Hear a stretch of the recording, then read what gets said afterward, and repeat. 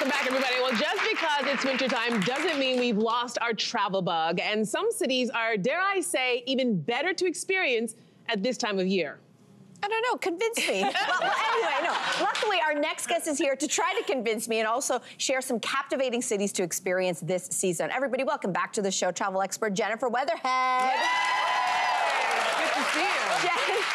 I said it, I have never once booked a winter vacation. Either. I get to the heat as soon as the snow starts to fall and I don't want to come back.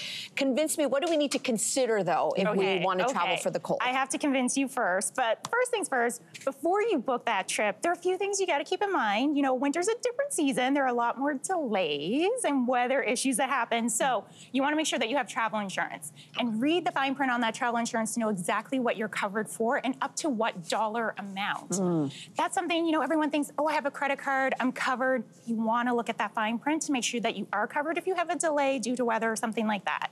Second thing, give yourself buffer days. Because if you do have a weather delay and you can't fly out one day, you have to fly out the next day, you don't want to cut into your actual vacation time while you're there. So add a couple of buffer days in there as well. And then finally, I'm a carry-on only person and I manage to do it in winter as well. So I have a few secrets with that.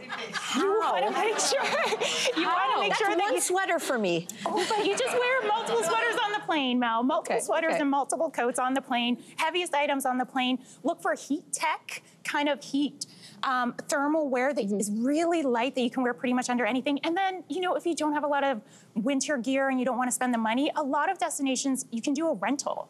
Not just of ski equipment, but actual winter coats, boots, hats, that kind of thing. Then you don't have to worry about packing it. You just get it there. Okay, great advice. All right, so let's get to our first stop. We're jumping across the pond to Switzerland. So I know that sounds beautiful. So which Swiss city should we be going to? So we're gonna be going to Interlaken, and they are so famous in the winter that they like to call themselves Winterlaken. Nice. Because they're also Europe's adventure capital. So that's all year long, but it means that during the winter months, you can really experience pretty much everything that you can think of when it comes to winter. So you can do winter kayaking on the lake. I've been on this lake before. It is incredible and beautiful. You can even do winter paragliding while you're there, which is also pretty incredible. You start at the top of a snowy mountain and then you land down into the city, which is really beautiful. But cold. Yeah, I'm like, that's gonna be very breezy. You're gonna be wrapped up. You're gonna be wrapped up, and of course, you're only 30 minutes from skiing. If you're a beginner, still a great spot for you to be doing that as well. And then there's another really great day trip that you can do that's great for the family. You can go to the top of Europe, and this is at the top of Jungfrau Mountain. It's called Jungfrau Joch, and when you get up there, it is the highest train station in all of Europe. You get up to the top of this mountain, and then you get to view the Aletsch Glacier, which is the largest glacier in the Swiss Alps. You kind of feel like you're in a James Bond movie here. Because, you know, you get to see this. They have an ice cave where you can actually walk through the glacier, which is pretty incredible. So great for all members of the family. And then when you're done all of that adventuring, you know, you've been out in the cold and stuff, you want to warm up. And the Swiss know how to do this right. You get in a hot tub and you have some Swiss fondue. Now we're talking. This we can do. You can also just do that all day. Yeah, we can also do that all day. I think that's absolutely. Where are we staying while we are in Interlaken? Yeah, so there's a beautiful hotel. It's the most iconic hotel in Interlaken. It's called the Victoria Jungfrau Grand Hotel and Spa. Grand, it definitely is. It's just outside the city center, so you can easily walk in to get some dinner and see all the sights. But hot tip here, you want to make sure that you book a room with a balcony, because that balcony will overlook the field where all the paragliders land. So you'll see them floating from the sky magically and then just landing in the snow, and you can watch from your warm room. Love. Okay. Yeah, I like that idea. All right, so this next spot is gonna make us feel like we've entered a fairy tale. Where are we going? We're going to Prague. Oh, Prague. That's on my bucket list. So Prague is easily one of the most romantic cities in Europe, also one of the most picturesque cities as well, and it's known to have some of the best Christmas markets there too. So you have a lot of beautiful architecture here, Gothic, Renaissance, Baroque, that kind of gives that wonderful Christmas vibe, and you can see the Christmas market. This is the Old Town Square Christmas market that they're so known for. Beautiful. You can have mulled wine and treats. They have a great little Christmas tram that takes you around the old city. So this is a cool spot to, you know, spend some time. What are other things we could do there?